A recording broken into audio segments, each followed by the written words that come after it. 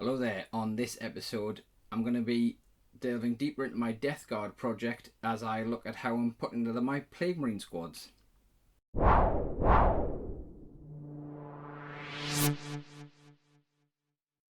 Hello there, it is Sven here for the Average Tabletop Gamers, and if you've seen previously in this series that I'm doing, I'm starting to build a Death Guard army for Warhammer 40,000 9th edition. So in the previous episode I did a full look through of exactly what I had, so I've been accumulating some bits for a while, so I had a look at exactly what I've got there to be building. So I thought I'd start off by getting the infantry in order. So let's start with Plague Marines. So what I've done is I've looked at everything that I had to be built, tried to work out what I could get in the list, then had a look through the lists in the new book. So obviously the Codex Death Guard. So I've gone through that to see how I can point out my army, and then I've tried to arrange the miniatures that I've got into squads. So the plan was to build what I've got, put them in squads without buying anything extra for now.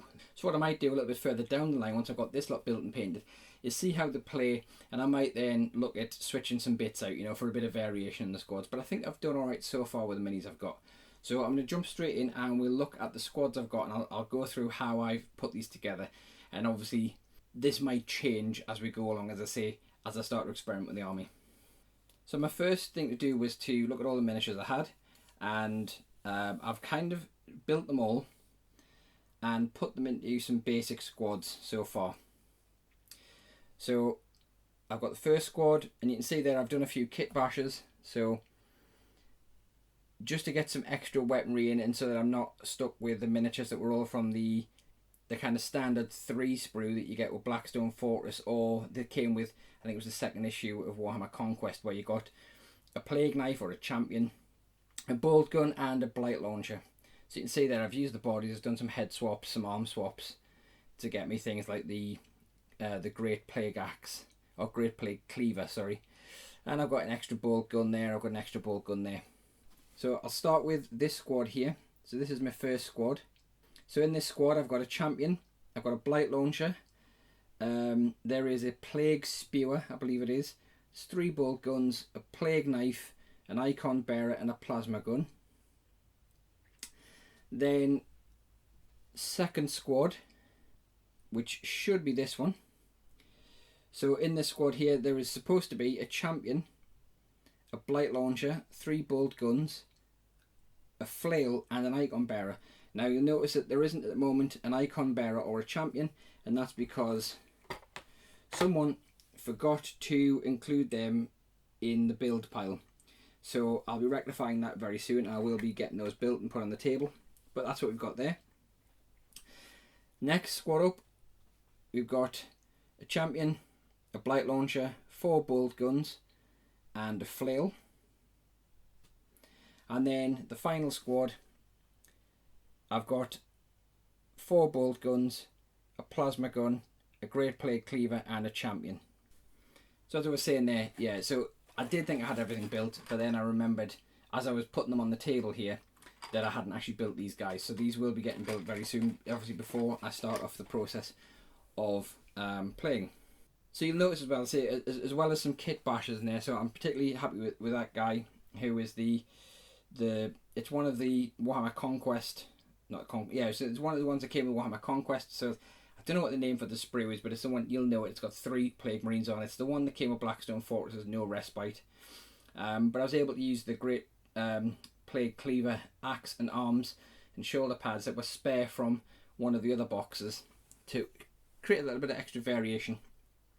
And you'll notice as well that I've tacked all of these to just regular bases, and that's just going to be for painting, because remember that I've got the Micro Art Studio Wastelands bases to be using for this army, so they're just tacked on there just for the purposes of painting. The models I've got here all came from either the couple of sprues that were in Warhammer Conquest, so that was the sprue I was talking about, and there's a reinforcement sprue which I think is the same as the Death Guard reinforcements that you can actually buy as a sprue from Games Workshop, or buy as a box from Games Workshop, and I think you get a couple of miniatures. So that guy there. So you get a couple of miniatures like that guy as one of the ones I think comes with the reinforcements. And then otherwise I had a few that were made up out of this box. So again, this was the box that I split with Ian when we were first looking at building Death Guard for Kill Team. So I had 3 Plague Marines in there, but I also had all of the extra sprues, which is why I was able to do some kit bashes.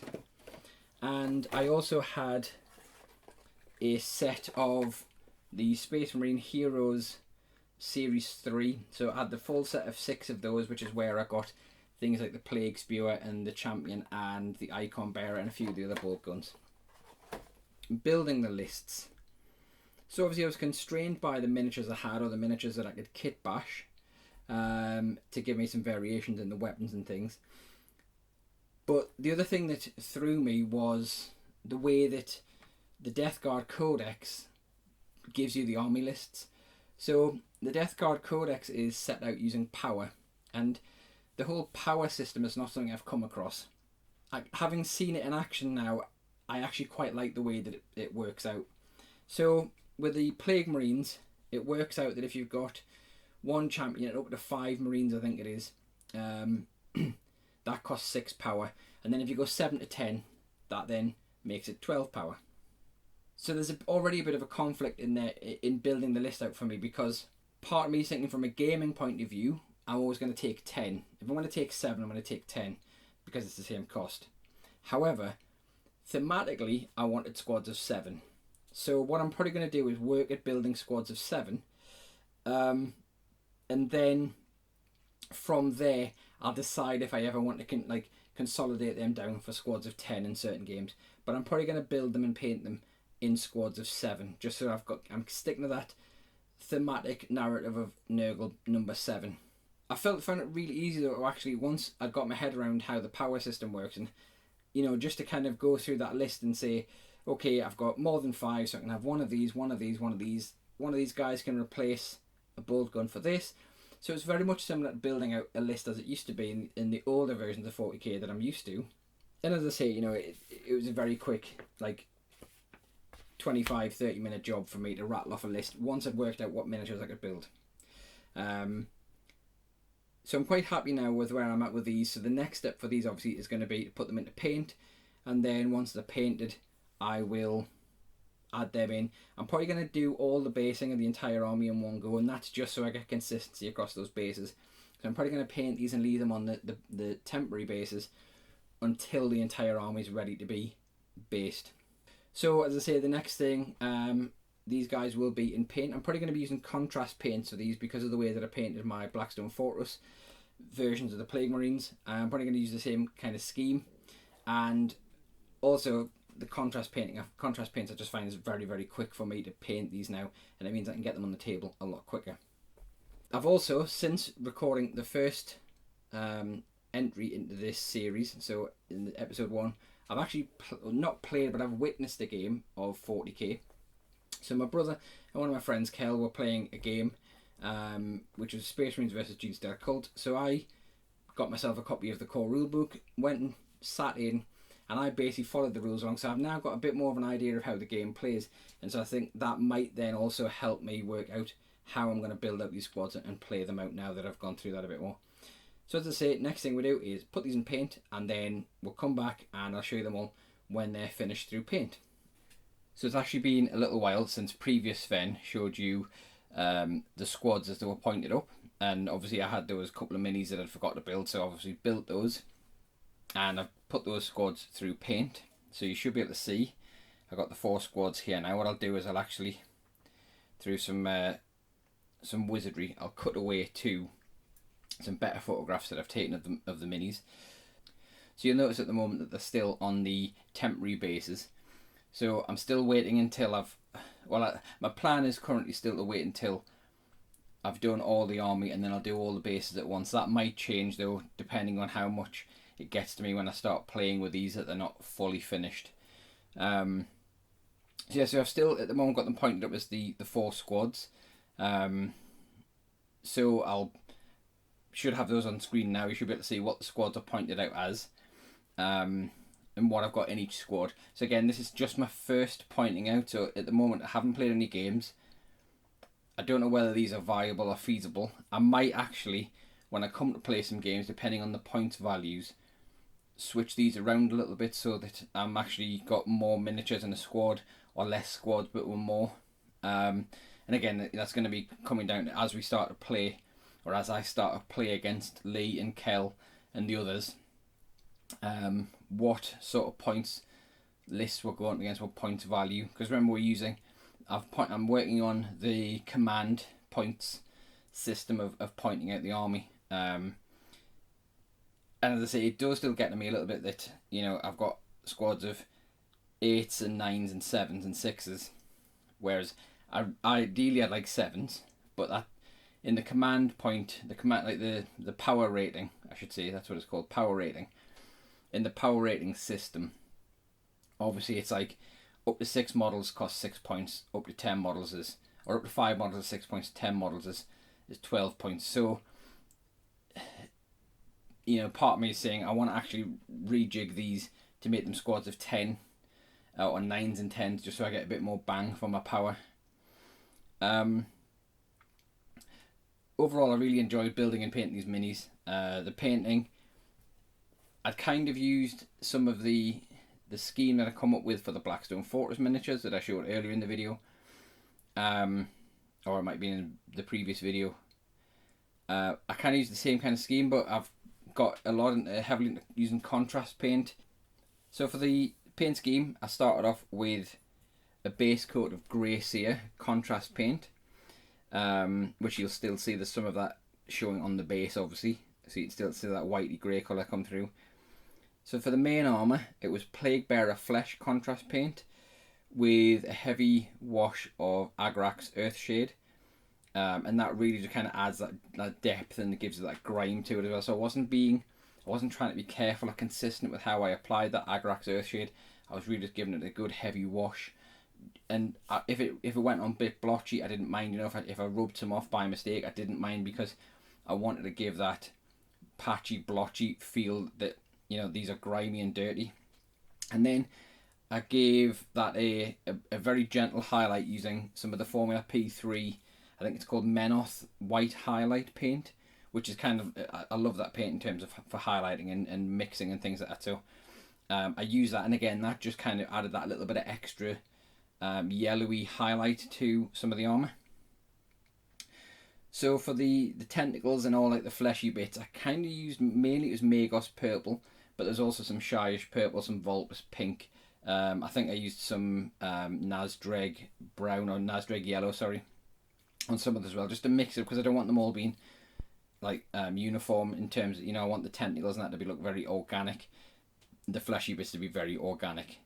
The brass sections I did on them, I used the Retributor armor metallic paint, and then I for the weapon bodies I used Black Templar contrast paint, and then for a lot of the other little like touch-ups like the skulls and things, I often just used a wash of it's some of the Army Painter strong tone, or the Army Painter soft tone. Just use those to go over the base, just to give me a kind of a dirty bone colour. And then I picked out some other bits using some of the other contrast greens like Creed Camo and Militarum Green. And again, I mixed those up. So for some of the pipes, some of the grenade handles, I mixed those up because, again, I don't want this army to feel uniform or consistent.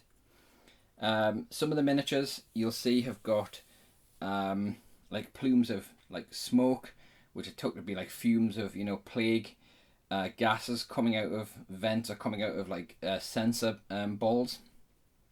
So for that I used Warp Lightning because I wanted some vivid colour on there, and I think, you know, if you see things like natural sulphur pools and things, it's quite vivid, the colours you get, so I really wanted that to stand out on the models. And then the only other thing I did for some of them really is where they've got, you know, where they've got like buboes and boils and things, I kind of use various different yellows that I've got. So again, mixing them up.